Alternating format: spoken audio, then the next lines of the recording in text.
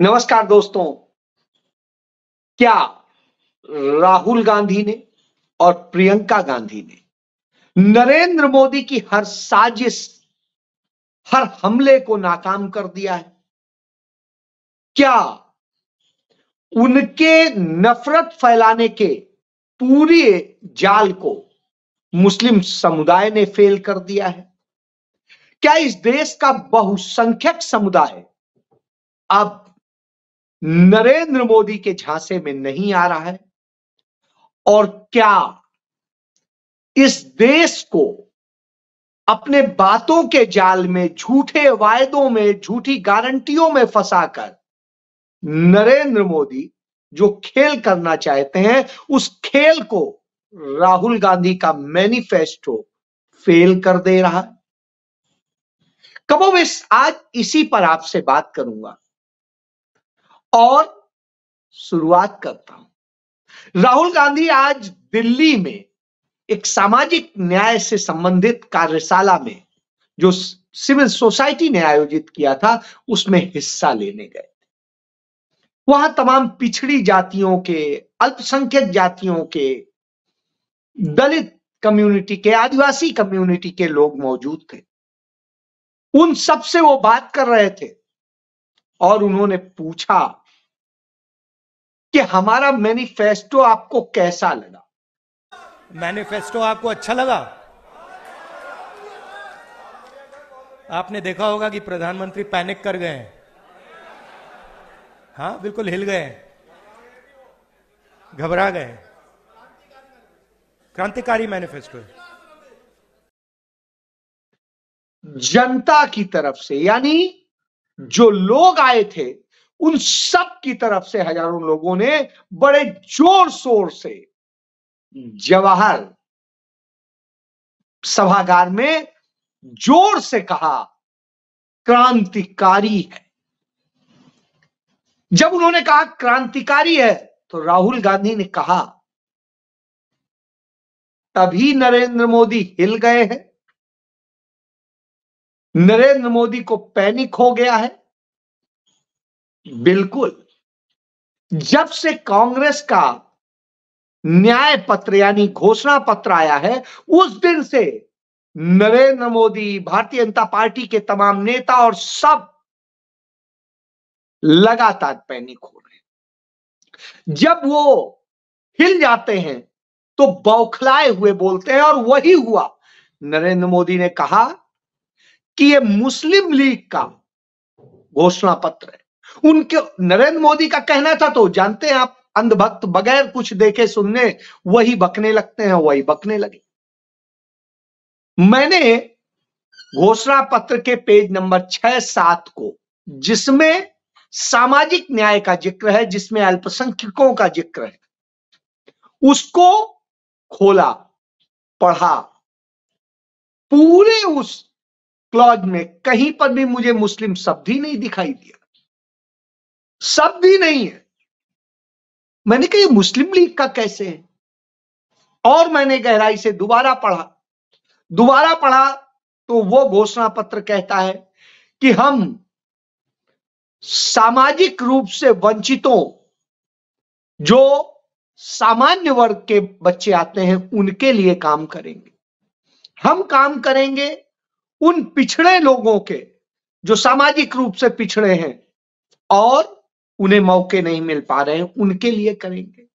हम करेंगे उन दलितों के लिए जो तमाम सामाजिक भेदभाव का शिकार है। हम करेंगे उनके लिए जिनके जल, जमीन, जंगल पर पूंजीपति कब्जा कर रहे हैं। हम करेंगे उन तमाम अल्पसंख्यकों के लिए जो पिछड़े हैं, जो परेशान हैं, जो तमाम तरह से संकटों से घिरे हुए हैं, और उन सब की मदद करेंगे जो जरूरत है, और फिर उन्हें सामाजिक तौर पर जोड़कर खड़ा करेंगे, बराबरी की रेखा पर लाकर खड़ा करेंगे। उनके लिए जनसंख्या कराएंगे, जातिगत जनगणना कराएंगे, उनका आर्थिक सर्वे कराएंगे, उनकी समस्या को समझेंगे, और फिर उसका कैसे इलाज हो, इसके लिए पूरी व्यवस्था बनाएंगे। साहब, नरेंद्र मोदी को इसमें कहां मुस्लिम लीग दिख गया? तो फिर मुझे याद आया कि 1947 में जब देश आजाद हुआ था, उसके पहले इस देश के अंदर अंग्रेजी हुकूमत के दौरान जो जो सरकारें राज्यों में चल रही थी, उन सरकारों में से 3 राज्यों में जो सरकारें थी वो मुस्लिम लीग और हिंदू महासभा जनसंघ की सरकारें थी। इससे आप समझ सकते हैं, उनके साथ मिलकर सरकारें निवाला होते थे, उनके साथ सब कुछ करते थे। इसलिए इन्हें मुस्लिम लीग याद आता है। बड़ा प्यार था इनमें। दोनों ने प्रस्ताव पारित किया था कि इस देश को टुकड़े टुकड़े कर दो, लेकिन हमें पाकिस्तान चाहिए, हमें हिंदुस्तान चाहिए। तो हुजूर, किसी और ने तो नहीं किया था, आप ही ने किया। देश आजाद हुआ, हमारे पूर्वज समझदार थे। 1951 का चुनाव था, पहला चुनाव इस देश में 51-52 में हुआ था, और उस चुनाव के दौरान भारतीय जनता पार्टी जो अब है, उसके मात्र संगठन हिंदू महासभा और जनसंघ के मिलाकर कुल 7 प्रतिनिधि जीते थे। 7, सिर्फ 7। आज आप समझ सकते हैं जो ये बोलते हैं इनकी हैसियत क्या है, क्योंकि हमारे पूर्वज समझदार थे, उन्होंने सच देखा था। आज के हमारे लोग जब पूछते हैं कि 70 साल में क्या हुआ, तो मुझे लगता है कि इनकी समझ पर तरस आता है कि 70 साल में क्या हुआ। 70 साल में आप इस हैसियत पे खड़े हैं कि पूछ सकते हैं कि क्या हुआ। यह भी पूछने की हैसियत आपकी नहीं होती थी। आपके यहां कुछ नहीं था। जो दिया, जो बनाया, जो कुछ है, सब कांग्रेस का है, सिर्फ और सिर्फ कांग्रेस का है। कांग्रेस ने इस देश पे कुल 55 साल शासन किया, और उस 55 साल में आपको वो सब दिया जो आपकी जरूरत थी। आपको अस्पताल दिए, आपको स्कूल दिए, आपको कॉलेज दिए, आपको यूनिवर्सिटी दी, आपको आईआईटी दी, आपको आईआईएम दिए, आपको इंजीनियरिंग कॉलेज दिए, आपको टेक्नोलॉजी कॉलेज दिए, आपको शुगर इंस्टीट्यूट्स दिए, आपको लेदर इंस्टीट्यूट्स दिए, आपको एरोनॉटिकल इंस्टीट्यूट्स दिए, आपको जहाज दिए, आपको बस दी, आपको ट्रेन दी, आपको पानी के जहाज दिए, आपको तमाम वो चीजें दी जो आपकी जरूरत थी। आपको कार दी, आपको बाइक दी, आपको स्कूटर दी, आपको साइकिल दी। आपके घर में तमाम वो चीजें हैं जो उनकी दी हुई हैं। जिस मोबाइल से, जिस टीवी से आप देख रहे हैं, वो भी कांग्रेस ने दिया था, उसी 70 साल में दिया था। तो हमारे पूर्वज इतने समझदार। दूसरों ने क्या किया? दूसरों ने आके उन्हीं की बनाई कुर्सी पर बैठ के, उन्हीं के बनाए संविधान पे, उन्हीं के बनाए संस्थानों में बैठकर उनके खिलाफ झूठे प्रचार किए, झूठे विज्ञापन दिए, मनमानी बढ़ाकर किया। उन्होंने प्रचार नहीं किया, उन्होंने विज्ञापन नहीं दिया, उन्होंने और नहीं किया, उन्होंने काम किया। यह है अंतर। तो इसीलिए उन्हें राहुल गांधी के कांग्रेस पार्टी के मैनिफेस्टो से डर लगता है, इसलिए नरेंद्र मोदी हिल गए। और ये आज से नहीं है, यह क्रम लगातार चल रहा है। यदि आप याद करिए 1951 के चुनाव में पंडित जवाहरलाल नेहरू के खिलाफ, जो आज की फूलपुर सीट है, तब जौनपुर और इलाहाबाद ग्रामीण हुआ करती थी, उस सीट पर जब पंडित नेहरू चुनाव लड़ रहे थे, तब उनके खिलाफ कोई प्रत्याशी नहीं उतरा किसी पार्टी का। उस स्थिति में जनसंघ और हिंदू महासभा ने मिलकर के एक कथित संत के रूप में एक महात्मा को उतार दिया उनके खिलाफ। और जब वो प्रत्याशी के रूप में उतरा, तो पंडित नेहरू वैसे तो सामान्य तौर पे कहते थे कि हम अपने यहां प्रचार करने नहीं जाते, लेकिन जनता की बड़ी डिमांड थी तो वो गए। तो उन्होंने एक ही चीज कही, उन्होंने कहा यदि आपको संसद में भजन कीर्तन करने वाला व्यक्ति चाहिए तो मेरे सामने बड़े उसमें विद्वान व्यक्ति हैं, उन्हें जिताइए और उन्हें संसद भेजिए। यदि आपको संसद में सवाल करने वाला, आपके लिए तमाम सारी जरूरतों को पूरा करने वाला और संविधान कानून की समझ के साथ काम करने वाला प्रतिनिधि चाहिए तो मुझे जिता दीजिए। उन्होंने यह नहीं कहा कि सिर्फ मुझे वोट दीजिए, उन्होंने कहा यदि ये चाहते हैं तो उसे वोट दीजिए, नहीं तो मुझे दीजिए। पंडित नेहरू इतने बड़े वोट से जीते कि जो रिकॉर्ड था। यह हमारे लोगों की समझ थी, हमारे देश के लोगों की समझ थी। आज कहीं कोई भगवा पहने चला आता है, कहीं कोई ड्रामा कर लेता है, कहीं कोई गवैया है, कहीं कोई नचनारा है, कहीं कोई है, उसको आप जिता के भेज रहे हैं।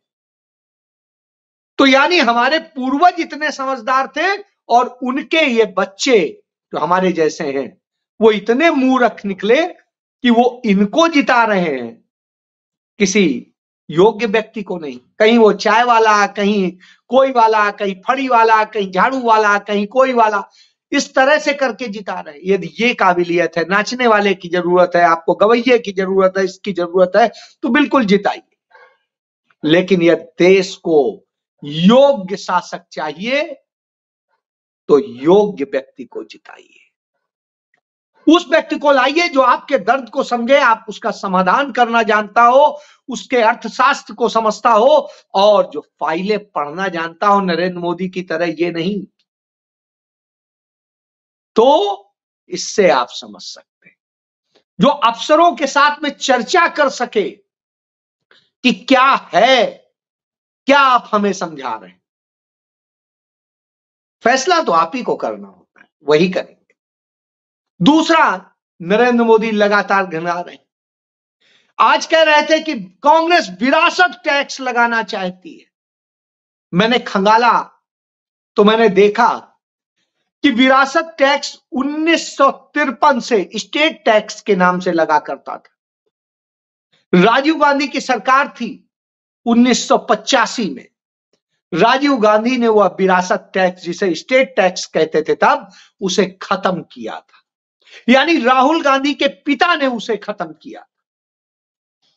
तो आप इससे समझ सकते हैं कि जो खत्म किया था वो तो लगाएगा नहीं। लेकिन 2019 में तत्कालीन वित्त राज्य मंत्री और पूर्व वित्त मंत्री यशवंत सिन्हा, जो भाजपा के पूर्व वित्त मंत्री, उनके बेटे जयंत सिन्हा ने भरी कॉन्फ्रेंस में बताया था कि अमेरिका में 55% वेल्थ टैक्स लगता है, हम भी अपने यहां वह विरासत टैक्स लाने जा रहे हैं। और उसके बाद में बड़ी बड़ी खबरें छपी थी कि जल्द ही भारत में विरासत टैक्स लगने वाला है। जो 34 साल पहले खत्म हुआ था वो लगेगा। अब आप समझ सकते हैं कि जब इस तरह की बात हो रही हो तो आप इस खेल को समझ लीजिए।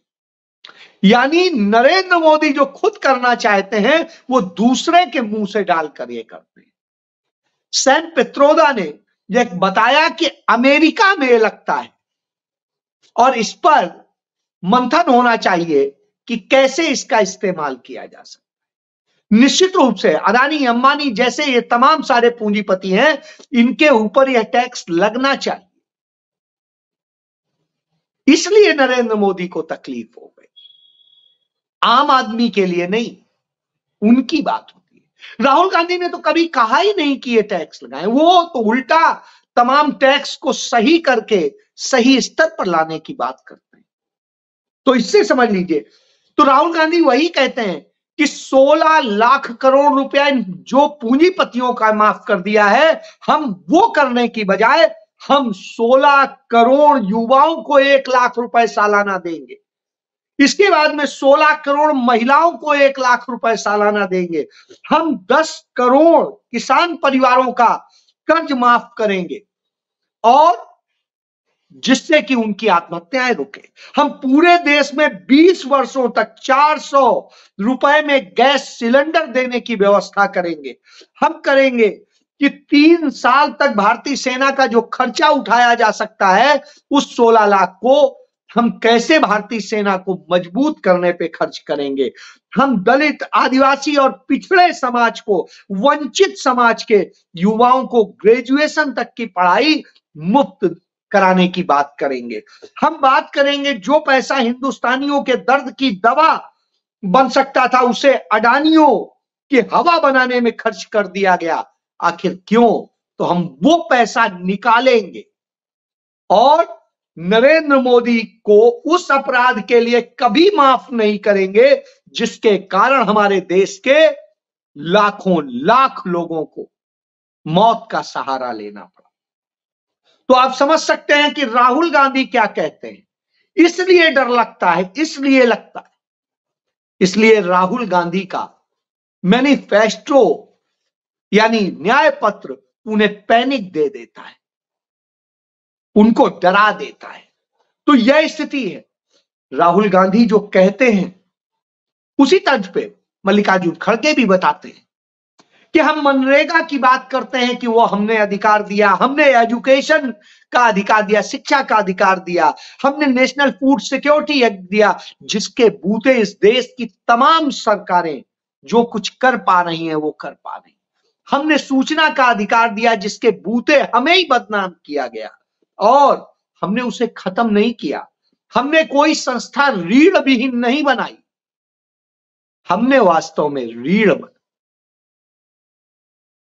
नरेंद्र मोदी ने लोगों के मन में एक अविश्वास पैदा करने के लिए, भ्रम पैदा करने के लिए कहा कि कांग्रेस आपका महिलाओं का मंगलसूत्र छीन लेगी।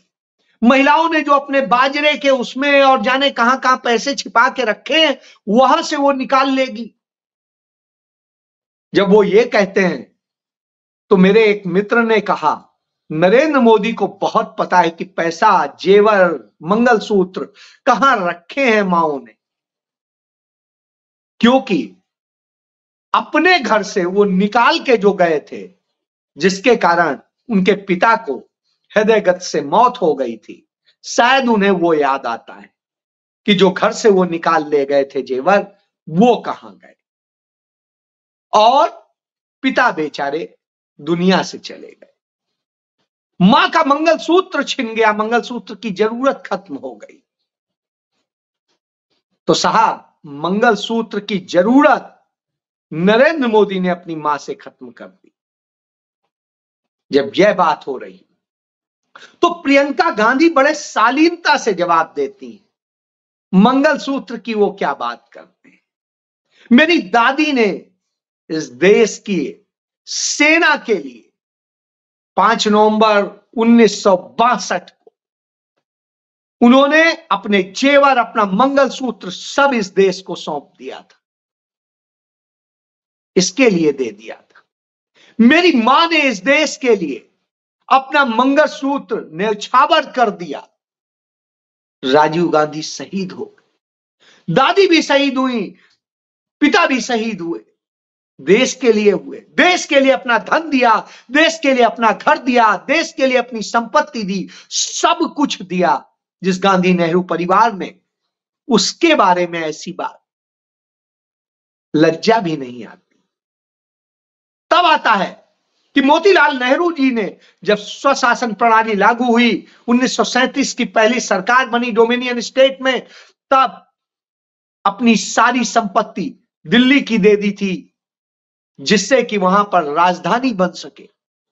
और पंडित जवाहरलाल नेहरू ने प्रधानमंत्री बनते ही अपनी सारी संपत्ति इस देश को दे दी थी।